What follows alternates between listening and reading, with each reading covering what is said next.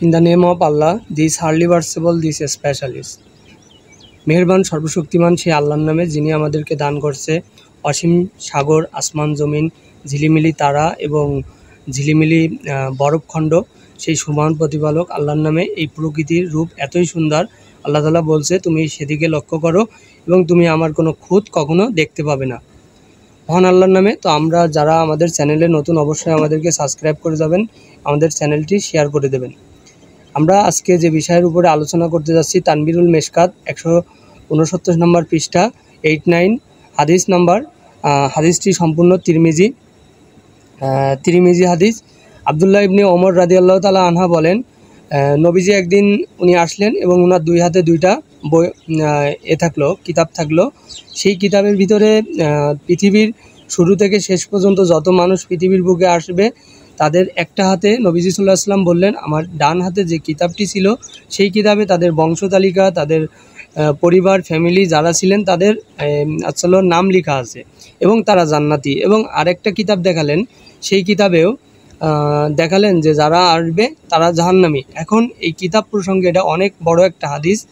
এখানে রাসূল সাল্লাল্লাহু আলাইহি ওয়াসাল্লাম কাছে তার সাহাবীরা জিজ্ঞেস করলেন, হে আল্লাহর রাসূল, আপনি তাহলে আমাদেরকে কি জন্য বলছেন যে এরকম যদি থাকে তাহলে তো আমাদের দিনের ব্যাপারে কোনো কাজ করার কোনো প্রয়োজন নেই। রাসূল সাল্লাল্লাহু আলাইহি ওয়াসাল্লাম এই ব্যাপারে বললেন, দেখো, শেষ জামানার মানুষ যখন তুমি দেখবে কালো অন্ধকারের যুগ আসবে, মানুষ তখন কিছু মানুষ এমন কিছু আতঙ্কগ্রস্ত করবে সারা পৃথিবীর বুকে, শুধু পৃথিবীর বুকে না, তুমি যে স্থানে থাকবে সেই স্থানেও এবং তার আশেপাশে। আল্লাহ তাআলা রাসূল সাল্লাল্লাহু আলাইহি ওয়াসাল্লাম বললেন, তুমি দেখবে কালো অন্ধকারের যুগ যখন শেষ জামানা আসবে তখন মানুষের ভিতরে এক ধরনের হয়রানিপূর্ণ থাকবে। মানুষ নিজেকে হাইলাইটস করার জন্য পৃথিবীর বুকে অনেক কিছু করবে, কিন্তু আল্লাহ তাআলা সূরা পবিত্র কোরআনে মিশর সম্পর্কে বলেন, এই পৃথিবীর যুগে এই পৃথিবী যা কিছু আছে তার থেকেও সর্বোচ্চ হাইলাইটস মিশরবাসীকে করা হয়েছিল।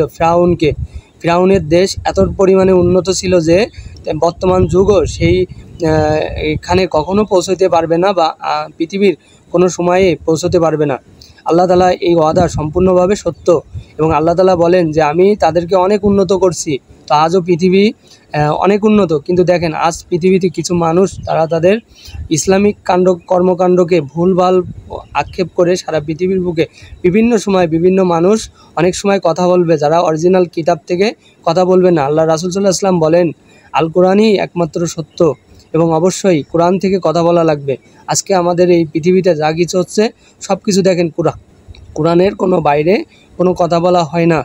অতএব আমরা আজকে যে বিষয়ের উপরে আলোচনা করতে যাচ্ছি, দেখেন কিছুদিন আগে আমাদেরই দেশে একটা মেয়ে মারা গেছে, অর্থাৎ সে হাইলাইটস করছে যে সে মারা যাচ্ছে, অর্থাৎ যে ইন্তেকাল করে বা সে যদি মারা যায়, দেখেন সে কলাম ইচ্ছাকৃতভাবে মারা যাচ্ছে। রাসূল সাল্লাল্লাহু আলাইহি ওয়াসাল্লাম এই ব্যাপারে বলেন, কেউ যদি ইচ্ছাকৃতভাবে মারা যায় অবশ্যই তোমরা তার নিকটবর্তী কখনো হওয়া যাবে না। কারণ সে তো শয়তানের একটা কিন্তু আমরা এই প্রোপাগান্ডাকে নিয়ে অনেক ভাইরাল করতেছি, কিন্তু না, এরকম কাজ কখনোই করা যাবে না। এবারও ইতিপূর্বে আপনি দেখবেন আমাদের আপনাদের গোপালগঞ্জের কিছু আশেপাশে মকসেদপুর এলাকায় সেখানে দেখা যাচ্ছে গাছ কথা বলতেছে। দেখেন রাসূল সাল্লাল্লাহু আলাইহি ওয়াসাল্লাম আমাদেরকে হাদিসের ভিতরে বলছে, হ্যাঁ, গাছ কথা বলবে, কাফিরদেরকে দেখাবে, কিন্তু এটা সেই সময় না এবং এইটা সেই গাছ না। এই গাছের যে কথা বলতেছে, দেখেন একটা বৈজ্ঞানিক পরিভাষায় বলা আছে, পৃথিবীর বুকে যখন কোনো এলাকায় জনবসতিবহুল এলাকায় যদি অনেক পরিমাণে কথাবার্তা হয় বা সেই এলাকায় যদি সাউন্ড এফেক্ট থাকে, সেখান থেকে সেই সাউন্ড এফেক্ট যে কোনো জায়গা থেকে আপনি ঘুমের ঘরেও হোক বা যে কোনোভাবে হোক আপনি শুনতে পাবেন। এটা আসলে এক ধরনের সাউন্ড এফেক্ট বলা হয়। তো অবশ্যই আমরা সবসময়ের জন্য একটা বিষয়ের উপরে সবসময় বেশিরভাগ নজর দেব যে মানুষের হয়রানি বা কোনো রকম প্রোপাগান্ডার ভিতরে যাওয়া যাবে না। এবং আপনারা জানেন ইতিপূর্বে যে রাসেল ভাইপারসের কথা বলা হচ্ছে যে একটি সাপ, অবশ্যই আমরা এই ব্যাপারে কিছু কথা বলবো। অবশ্যই সাপ তো সত্য ভাই, সাপের বিষও থাকবে। আপনারা যদি ওল্ড টেস্টামেন্ট পড়েন, বাইবেল পড়েন, সেখানে আপনারা দেখতে পারবেন সেখানে কোনো রকম দয়ামায়া ছাড়াই সাপকে বলা হচ্ছে দ্রুত কী করো, সাপকে তুমি মেরে ফেলো, মানে তার মাথা ছেঁচে দাও। অর্থাৎ এটা হচ্ছিল কখনো দয়ামায়া কোনো কিছু দেখাতে নিষেধ করতেছে। সাপের বিষ থাকবেই, যে সাপের বিষ আছে অবশ্যই তাকে মেরে ফেলতে হবে। দ্বিতীয়ত, যদি সাপে কামড়ায়, এখন আমরা কোনোভাবে দেখেন সূরা ফাতিহার ব্যাপারে যে কথাটা বলা হচ্ছে, অবশ্যই সূরা ফাতিহা হচ্ছে শিফা, আপনার সূরা ফাতিহা কেন ভাই? কোরআনের প্রত্যেকটা আয়াত, প্রত্যেকটা কথা, প্রত্যেকটা বিষয় হচ্ছে সেবা। এখন তাই বলে যখন সাপে কামড় দেবে তখন তাই বলে আপনি যদি এখন মধু খান, কালো জিরে খান, ঝাড়ফুঁক করেন, সূরার শিফা পড়েন, দেখেন ওই সময় আপনার কখনো কাজে লাগবে না।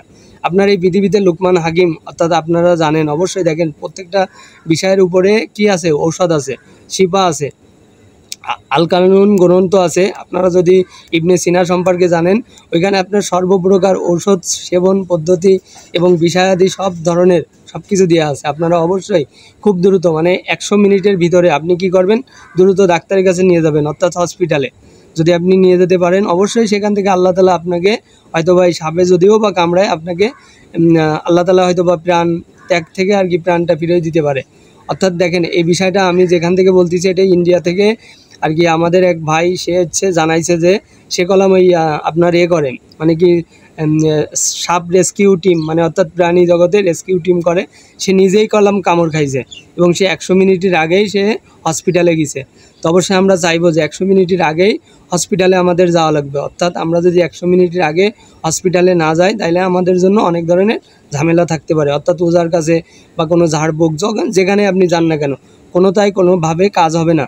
দেখেন আমরা এখন কোরআন থেকে অনেক পিছে, হাদিস থেকে অনেক পিছে, যার কারণে আমরা দ্রুত যে সেবাগুলো প্রয়োজন, আমরা সে সেবাগুলো ইসলামিক দৃষ্টিভঙ্গি থেকে দেওয়া সম্ভব না এখন মানুষের কাছে। কেন?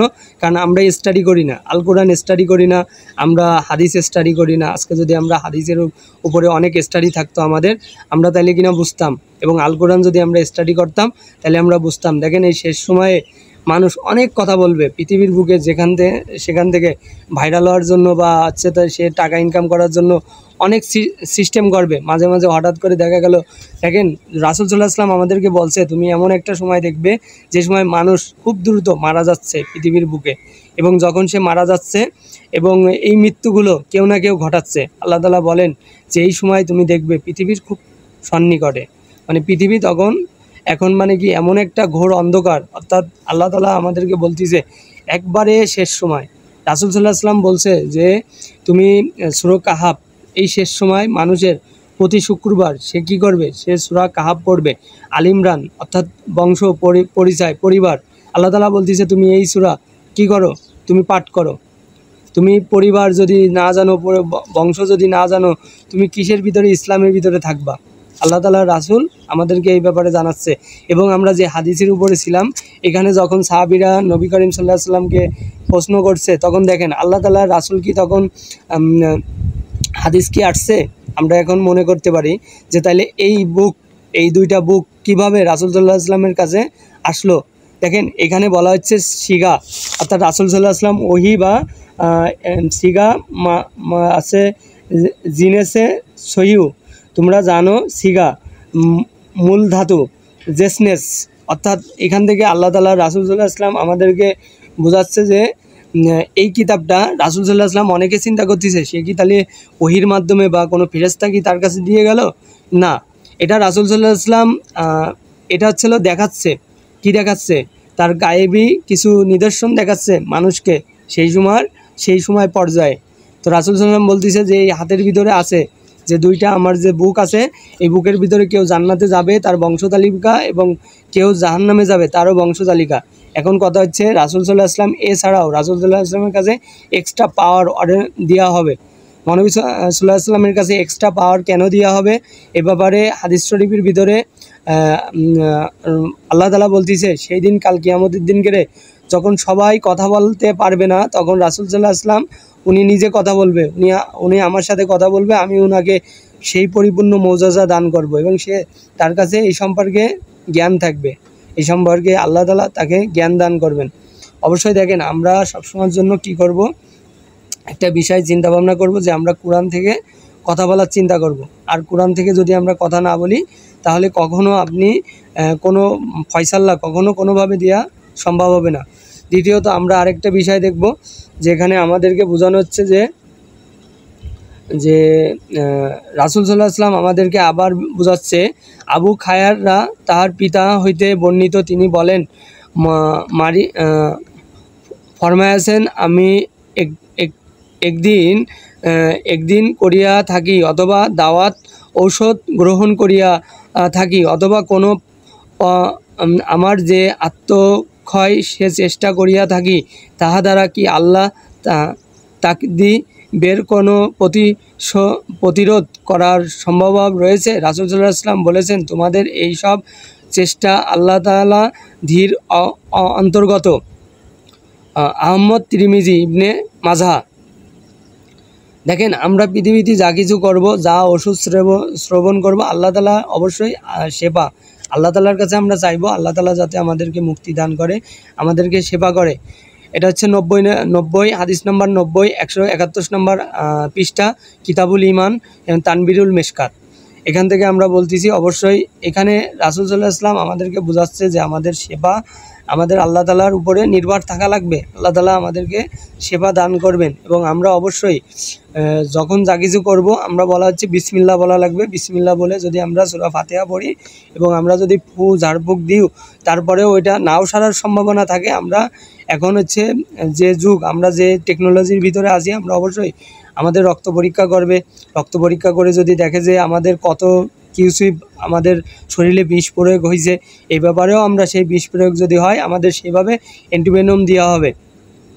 তাহলে বিষ আসলে অ্যান্টিভেনম দেওয়া হবে, বা কখনো কখনো 40 অ্যান্টিভেনমও দেওয়া লাগবে আমাদের পার্সেন্টেজ। তো এই হিসেবে আমরা তখন যদি এরকম বিষ যদি আমরা 100 মিনিটের আগে যদি আমরা পৌঁছে যাই, তাহলে আমরা এই বিষ থেকে রক্ষা পাবো। অবশ্যই দেখেন, আমাদের বাংলাদেশের প্রত্যেকটা স্বাস্থ্য মেডিকেল কমপ্লেক্সে আমাদের অ্যান্টিভেনম পৌঁছে গেছে। যেসব জায়গায় মানে কি হচ্ছিল এই সাপ আছে, এই রাসেল ভাইপারস, তো অবশ্যই আমরা অবশ্যই কোনো প্রকার মানে কি উদ্গ্রীব হব না, বা মনোকষ্ট নিয়ে বা কোনো রকম আমরা যেন না ভাবি যে অবশ্যই এখানে হসপিটালে গেলে আমরা মারা যাব বা এরকম সমস্যা থাকবে। তো এইগুলোর ভিতরে না যাওয়ার থেকে সবথেকে বেটার হবে আপনারা দ্রুত হসপিটালে চলে যান। দেখেন, বাংলাদেশের যারা বড় বড় ওঝা বা যারা সাপুড়ে আছে, তারাও এখন বলতেছে, দেখেন আমাদের কাছে আমরা এগুলো কাজ করি, সাপ ধরি, কিন্তু আমাদেরও ভয় লাগে, আমরাও ভয় পাই। পৃথিবীর যারা সাপ নিয়ে গবেষণা করে, যারা সাপ ধরে, তারাও কলম ভয় পায়, তাদের ভিতরেও কলম ভয় আছে। তারাও কলম সবসময় চেষ্টা করে সাপের কামড় থেকে দূরে থাকা, যত বড় বিষধর সাপ হোক না কেন। এখন কথা হচ্ছে, আমাদের দেশের ওঝারাও এই কথাটা বলছে, দ্রুত চিকিৎসকের কাছে নিয়ে যাওয়া লাগবে। আমরা কি করব? অবশ্যই আমরা এই ব্যাপারে সতর্ক থাকব। এবং এখন হচ্ছে শেষ সময়, রাসূল সাল্লাল্লাহু আলাইহি ওয়াসাল্লাম আমাদেরকে বলেন যে অবশ্যই আমরা শেষ সময়গুলোতে খুব সুন্দরভাবে মানুষকে সঠিক নির্দেশনা দান করা লাগবে। যার কাছে যতটুকু প্রকারের জ্ঞান থাকবে, আল্লাহ তাআলা বলছে, রাসূল সাল্লাল্লাহু আলাইহি ওয়াসাল্লাম আমাদেরকে বলছে, অবশ্যই আমরা মানুষের উপকারে, মানুষের কাজে আসা লাগবে। তো অবশ্যই আমরা কখনো ভয় পাবো না, কোনো উদ্গ্রীব হব না, আমরা আল্লাহ তাআলার কাছে পানা চাবো এবং আমরা আল্লাহ তাআলার কাছে দোয়া করব। অবশ্যই আমরা এই ধরনের বালা মুসিবত থেকে সবসময় দূরে থাকব, এবং মানুষের যে হয়রানিমূলক প্রচারণা থেকে সবসময় দূরে থাকা লাগবে। মানুষ আজ পৃথিবীতে হয়রানিমূলক প্রচারণা ঘটাবে, সময়ে সময়ে রাজনীতিভাবে প্রচার করবে, সময়ে সময়ে এলাকাভিত্তিক প্রচার করবে, যেগুলোর ভিতরে আতঙ্কগ্রস্ত থাকবে। মানুষ এখন শেষ সময়ে সবসময়ের জন্য আতঙ্কগ্রস্ত থাকবে। এটা নবী করিম সাল্লাল্লাহু আলাইহি ওয়াসাল্লাম বলে গেছেন, আমাদের শেষ সময়, শেষ জীবনে কি ঘটবে। অবশ্যই আমরা সূরা আল ইমরান পড়ব, সূরা কাহাফ পড়ব, এবং আমরা প্রতি শুক্রবার সূরা কাহাফ পড়ব, যাতে আমরা নিরাপত্তা দান করে মহান আল্লাহ তাআলা আমাদেরকে। সূরা আল ইমরান পড়ব, যাতে আমরা এই পৃথিবীতে সুন্দরভাবে চলতে পারি। সূরা লুকমান পড়ব, অবশ্যই প্রত্যেকটার ঔষধ সেবন সব ব্যাপারে আছে। আল্লাহ তাআলা সূরা লুকমানের ভিতরে লুকমান হাকিম তার সন্তানদেরকে বলতেছে, তোমরা পৃথিবীতে বিনম্র হবে, ভদ্রতা হবে এবং সুন্দরভাবে মার্জিতভাবে চলাফেরা করবে। এখন এমন একটা সময়, মানুষ কখনো বিনম্র বা ভদ্রতা হয় না বা মার্জিতভাবে চলাফেরা করে না।